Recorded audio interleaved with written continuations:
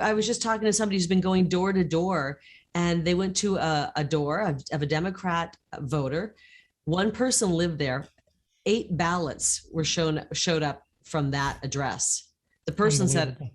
"It's just one of me. I didn't have 8 ballots." Yeah. So there's a lot of funny business going on.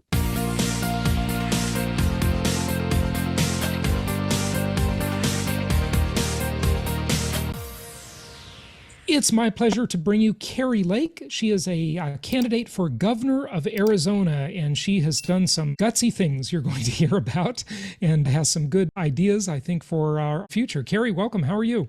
I'm doing great, Jason. Thank you so much for having me. It's wonderful to be on your podcast. Well, it's a pleasure. And Kari, I'd like to first start with your big decision that was really a life-altering decision. You left a very good career that I'm sure paid extremely well to take a big pay cut and go into politics, but you really followed your conscience, and that impresses me.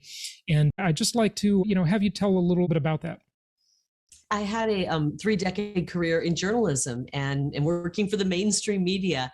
And for the most part, I loved my career most of that time. I made it to the top, which is becoming a main anchor in a very big market, Phoenix, Arizona. It's a market that reaches 82% of the state of Arizona. And I most recently had worked for the Fox affiliate in Arizona. And I loved my career for so many years. I always felt like I was making a difference in the community. I felt like I was a very balanced and fair reporter and anchor. And I enjoyed my career.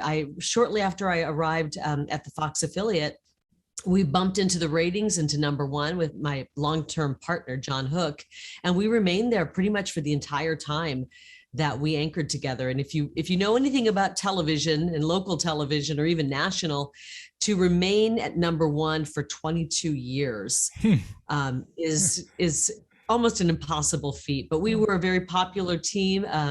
We worked well together, and the people of Arizona liked and trusted us. So it was a great job. I was probably at the one of the highest paid people in the business. And obviously, journalism leans left, but it's gotten to where it just really lost all balance. And, I think I would say 95% of the people in local news and national news at the mainstream corporate media are left-leaning or full-on leftist. And I always just try to keep things balanced. And I thought, if what I'm putting out and what my words are balanced, then I can live with this. And even though in the past I thought about getting out because of that, I felt like as a conservative person, if I leave, there's one fewer conservative in the business, the industry. So I always kind of stuck with it.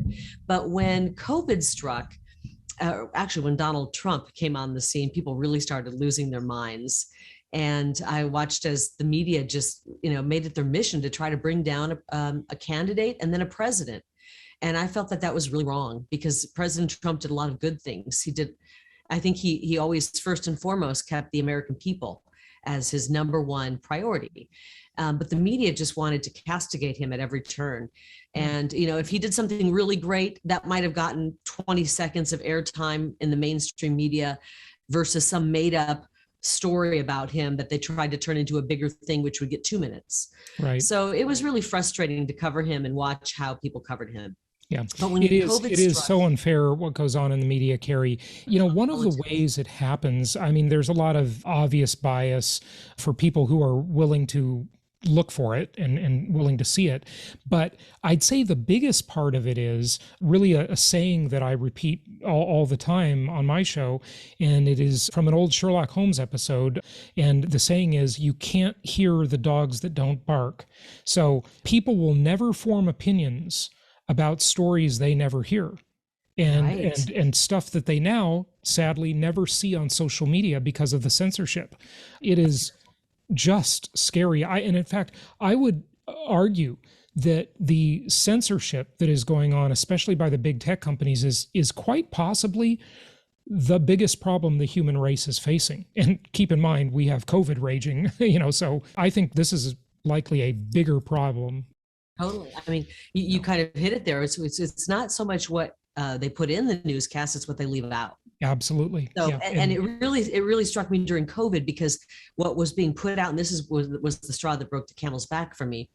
What they put out in the media was just constant fear, worst case scenarios, a family wiped out, but they didn't talk about the thousands of other more typical cases where somebody Right. had a mild, moderate, maybe even a severe flu, but got over it. Yeah. There was no appetite to talk about treatments that were working. And I tried to, as a journalist, put those out on my social media. And I would have the local paper writing me up saying I'm wearing a tinfoil hat and I'm crazy. And they still do to this day. As a Yeah. candidate, they call me a conspiracy theorist because I happen to have the courage to say, hey, there are some treatments that work if you don't want to get the vaccine. Yeah. And, but people are onto it. They're sick of being called names. How many times can you call somebody a terrible name before people just go, whatever? We've got a country to save. And at the end of the day, Jason, I don't care what they call me, the names they call me. If my country is still standing at the end of this, they can call me whatever they want, because I'm Right. interested in saving my state and saving this country. And if we all don't stand up, the ones of us with common sense, and risk that public shaming that they're going to put on us unfairly, it's an unfair public shaming, then we're going to lose our country. And that's why I jumped in and decided to run. After I resigned from my career, several months later, after many people said, would you please consider running for office? We need somebody with integrity.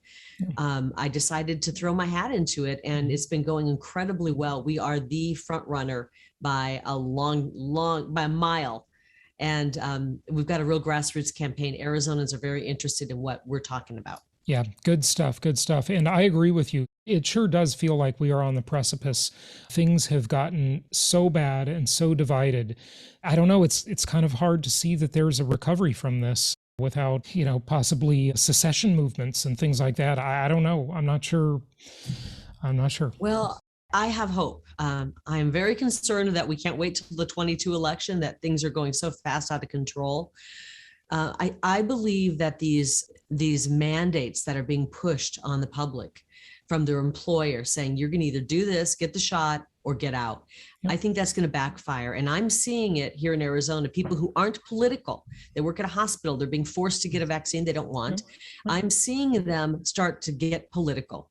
They've never been political. They would even say that they aren't Republicans, but now they're jumping in because they don't want this. They don't want these mandates. They want their medical freedom. So I think this could be one of the big issues that brings us together. And the schools forcing stuff on their students. It's amazing. It feels just like a witch hunt. It feels like apartheid. It is massive discrimination. Reading these articles that say unvaccinated people should not be allowed to work, have kids, or live anywhere. I mean, or go grocery shopping. It's incredible. They're going to starve us to death. Yeah. We were just in New York. I had the pleasure of having a meeting with President Trump last week, and we got there on Sunday. The meeting was Monday, and we were trying to get reservations to a restaurant. We'd been traveling all day. We were starving. The first 3 restaurants we called, they wanted a passport, a vaccine passport from all of us. And, we started panicking. We're like, where are we going to eat? We finally found a restaurant that would accept us, but this is where we're going. New York is a pretty scary place right now. Doesn't feel like United States of America. It feels like communist America. I couldn't agree more. And, COVID checks all the boxes for a tyrannical dictator. I mean, think about it. Curfews, tracking, put a tattoo on your forehead, whether or not you've got the shot. It's just scary how election manipulation. Yeah. But COVID, again, how about manipulating an election, sending out tons of mail-in ballots that I was just talking to somebody who's been going door to door, and they went to a door of a Democrat voter. One person lived there. 8 ballots were showed up from that address. The person said, it's just one of me. I didn't have 8 ballots. Yeah. So there's a lot of funny business going on. And speaking of how you can't hear the dogs that don't bark, any video I have done about the thing we did in November, I don't even want to say the word. I call it the debacle of 2020. Very good. Anything about that has been taken down. Vimeo has removed them. YouTube has removed them. Facebook has removed content. They put me on a timeout for a month. It's absolutely scary what is happening. And Kari, here's what's interesting. You're going to be in government, and I'm wondering what you think of this. Is the government actually using of course they're using the media, but are they using the big tech companies as a proxy? See, the government can't restrict your speech under the First Amendment, but a private company sure can. And the problem is these private companies have become so large that you almost have to argue they're like the government, and their revenue is bigger than the GDP. If Facebook was a country, for example, its annual revenue would be number 71 in terms of GDP compared to all countries on earth, all 200 and some odd countries, right? Facebook would be 71. So just think about that. Is this a private company anymore? I don't think so. Well, and we're finding out that there are government entities that have a direct line basically to Twitter and such that can tell you to take down an account.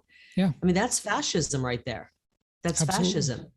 I would like to see, working with the legislators when I'm governor, that we worked to outlaw censorship in any form here in Arizona.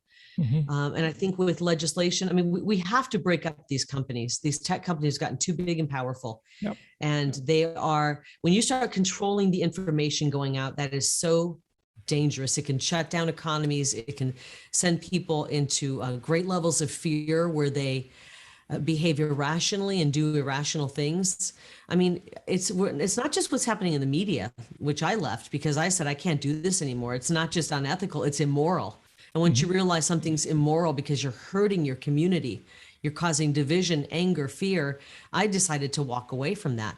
But when you think about it, the television stations aren't that powerful anymore. It is all in social media. Right. I don't have all the answers, but something has to be done. It really needs to be done from, I believe Congress needs to get involved. But if not there, we have to find a way here in our state to make a difference so that our residents of Arizona still have the First Amendment rights, the Second Amendment rights. We've got to kind of think smaller, maybe just at a state level, because we can't count on the federal government. I agree. And maybe what is happening in Florida will happen in Arizona too. People are voting with their feet because they're just fed up with this. And of course, what our Governor DeSantis is doing here in Florida. He's doing some great stuff. Hopefully that trend will catch.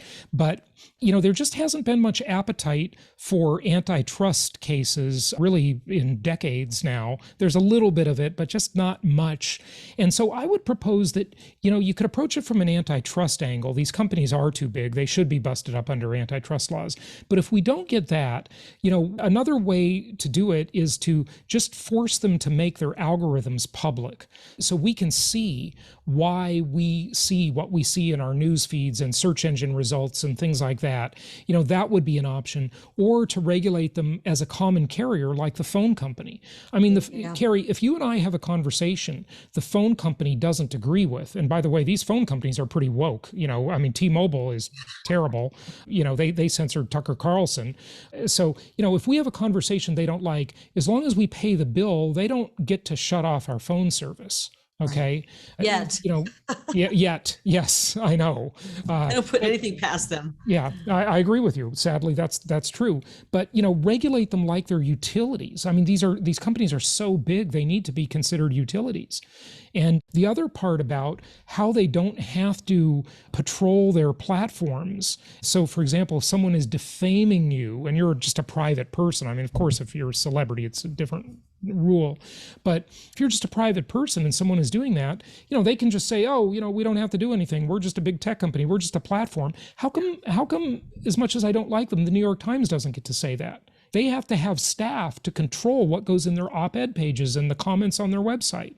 Why doesn't Facebook have that responsibility? It's one way or the other. I agree. I think they should be utilities. And you can find there's really disturbing images and videos on Twitter. They're not controlling that. The worst of the worst is available and you can see it on Twitter, but they're controlling and taking somebody like the president of the United States off of Twitter, but they're allowing the leaders of the Taliban to be on.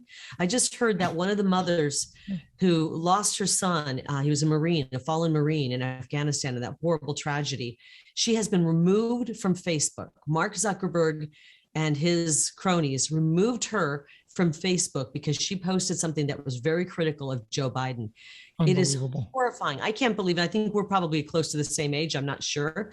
I'm a Gen Xer, Yep. and So am I. I came up with Ronald Reagan as president my entire childhood, for the most part.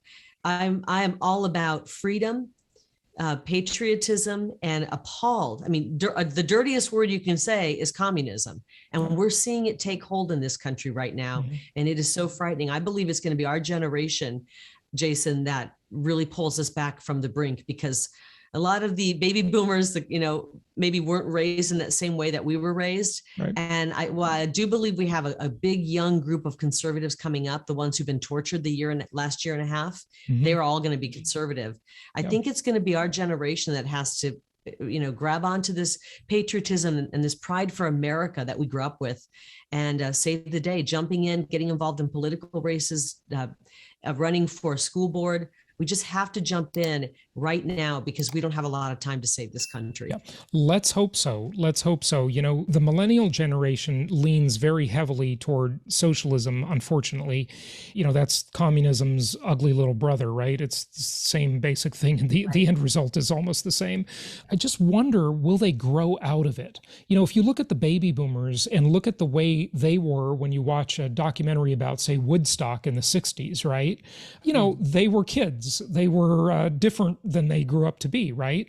Will the millennials grow out of it, or does this just never change? I don't know. I don't know. I'm not a sociologist, but the thing that worries me about the millennials is many of them aren't choosing not to have families, choosing not to get married. Usually when you get married, you start to have children, your perspective on everything changes. And I know a lot of millennials who are now into their 40s and they have no interest in having children. They think marriage is terrible. They don't want to be in a patriarchal society. Yep. I know people personally in that age group who don't want to have children because they're afraid of climate change. They have been so brainwashed. So those are those big moments in life where you really start to change and shift your perspective, and they're not having those moments. It's very sad. It really is. I mean, what else says shorting the future, lack of faith in the future, but the choice not to have children? That millennial example that you gave might have been the one to solve a whole array of problems. I mean, humans do create a mess, admittedly, but they also clean up the mess. Human beings are a resource. On the right, I think we like people. On the left, I don't think they like people. They think people are the scourge of the earth. I think people solve problems. They're a resource, not a cost. Well, one of the things I say on the left is in a lot of the environmental movement is they care about every animal, insect, and creature except the Homo sapien, the human being. Unfortunately, they care so much about every bug and every bird that they will literally take away a human being's ability to survive, to feed their offspring, to protect that. Yep. It's really twisted. And I spoke recently. I did to some young Republican women, 18 to 25 years old, a turning point event. And I talked about the great lie of the feminist movement. They're being told not to marry, to strive to be equal to men. And you know what? We aren't equal to men. Yep. Women are different than men. Right. Men have amazing qualities and women have amazing qualities. And we're meant to be partners. Yep. And to take away, women do things that men can't do. Right. And it's a beautiful thing to be a mother, but they've been talked out of getting married, talked out, push back any relationship, don't have a relationship, career first. And at the end of the day, in your darkest moment, your career, the corporation you work for is not going to hug you and hold you. It's not going to do anything for you. Yeah. I've seen that story play out so many times with so many women who become very depressed as they move into their 30s and 40s and later, they just feel like they missed out. What was the whole point of getting an MBA and climbing the career ladder? In the old days, the complaint was, well, women are subservient to men, right? Fair enough. That was true through a lot of history. No question about it. I agree. But now they're just slaves of corporations. I mean, they're literally giving their lives for these corporations that do not care about them, and they don't care about the men either. Okay, they don't care about They either don't. one. You're right. Yeah, everybody's replaceable. But the women, and on the flip side of that, you mentioned the feminist movement, and sadly, on the flip side of it, there's this whole movement of men who have responded to that with the MGTOW movement that is huge. And that stands for men going their own way.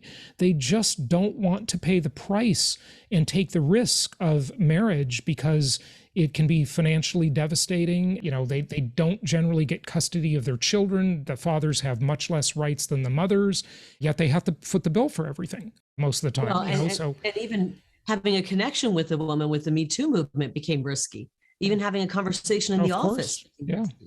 And the feminist movement behind I believe the left has been behind the terminology toxic masculinity. Yeah. I mean, I know we're not getting into business here. This is more social stuff, but the left has been evil genius in how they use words. Right. Think about the issue of abortion. Abortion is the taking of a most innocent life. But they don't want to say we're pro-abortion. Right. So they come up with pro-choice. Yeah. And sadly, the people who are anti-abortion, which is mainly on the right, fell into that trap and said, okay, well, then we're pro-life. Mm-hmm. And what really they should have said is we are against abortion. We are against the killing of God's most innocent of creations. And but we fell into that trap so now it's pro-life, pro-choice. Yeah. And really what the issue is abortion, the taking of the most innocent life. And there's so much hypocrisy there because, Kari, like you're talking about that, and look at the hypocrisy of what's going on now. My body, my choice, right? That's what they'd say. And now when it comes to a jab in your arm, it's not your choice, right? Exactly. It's Fauci's choice. Completely illogical. Well, but the same thing with masculinity. I mean, masculinity is one of the most beautiful things in the world. This is how God created men.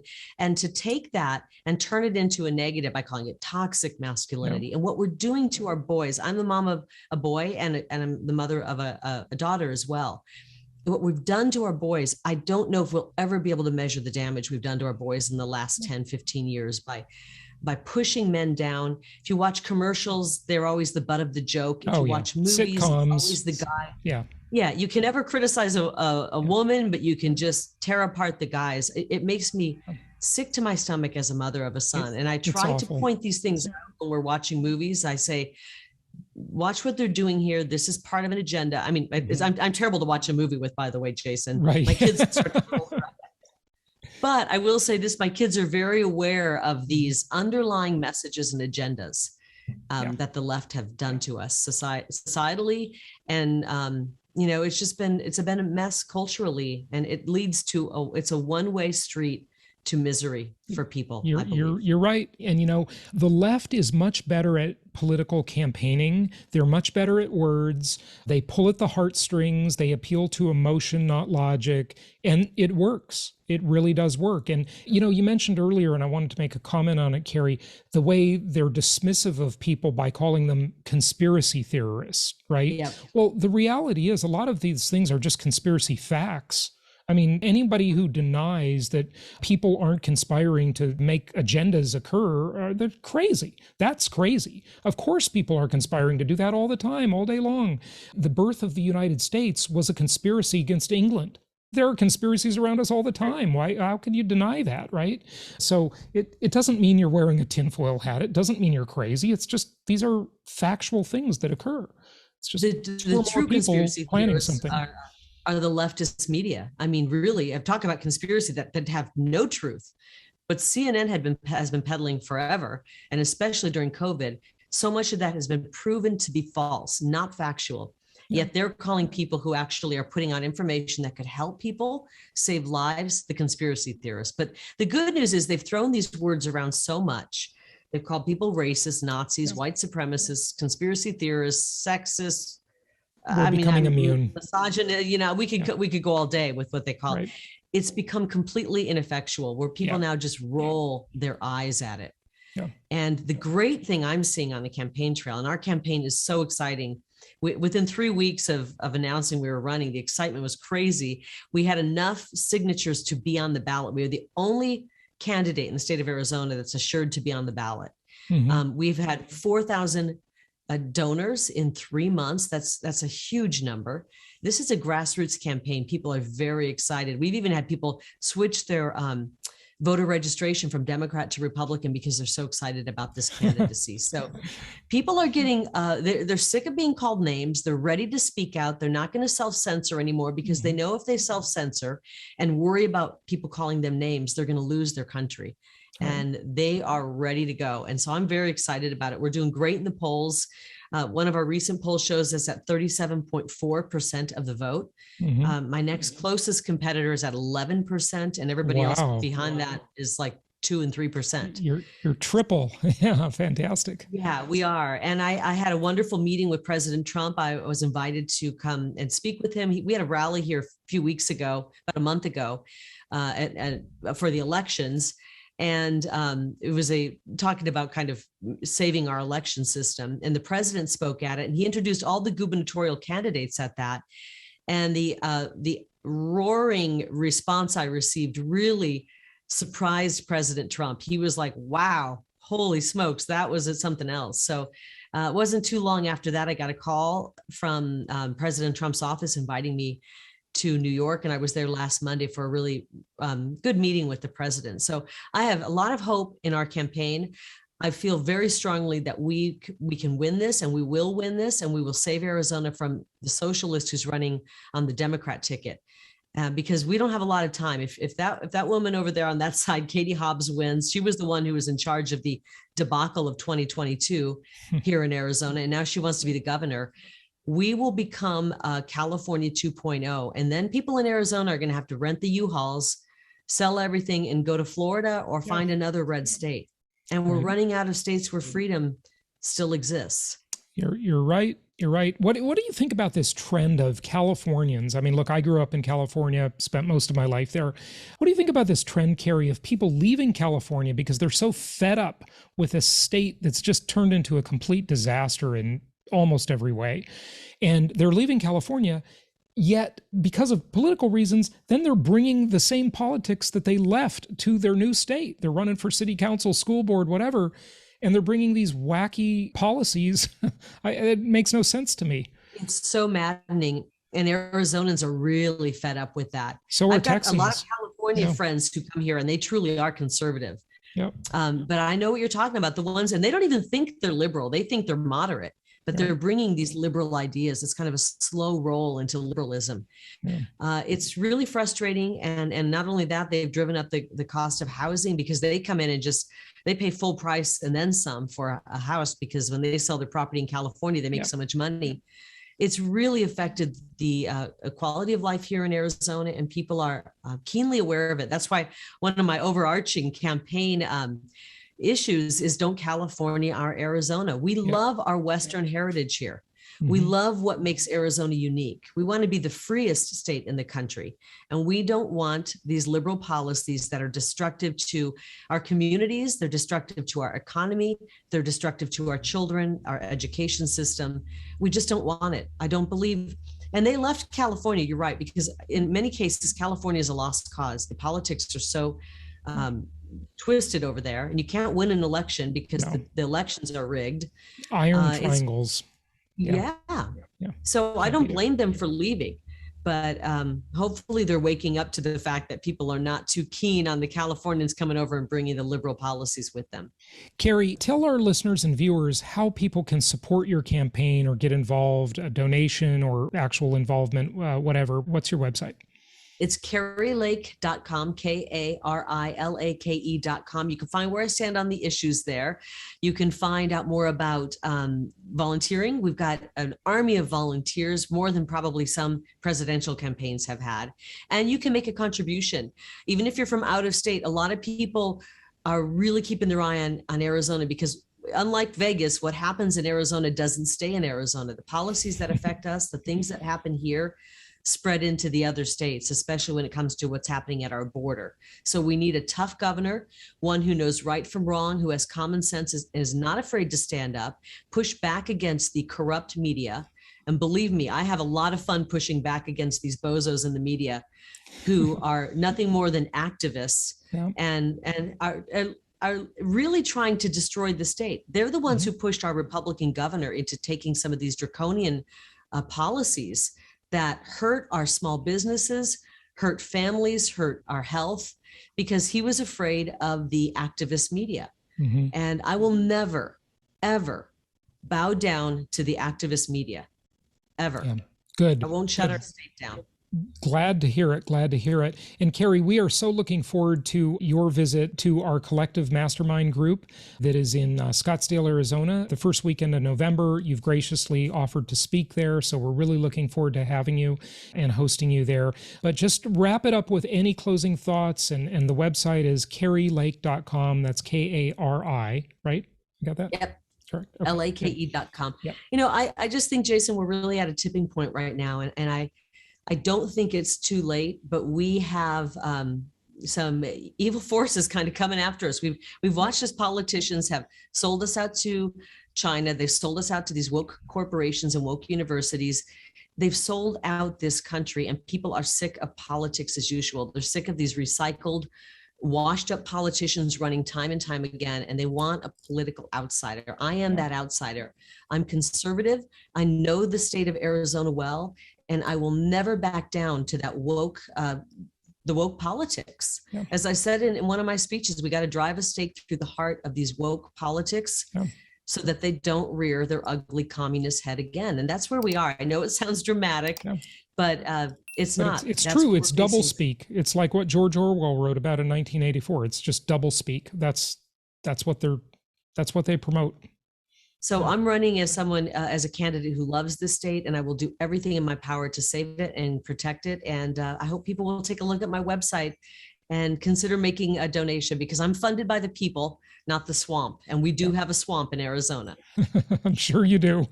Yeah, good stuff. Well, Kari Lake, thank you so much for joining us. Best wishes with your campaign. Likewise. Thank you so much. Thanks, Jason. Have a great day.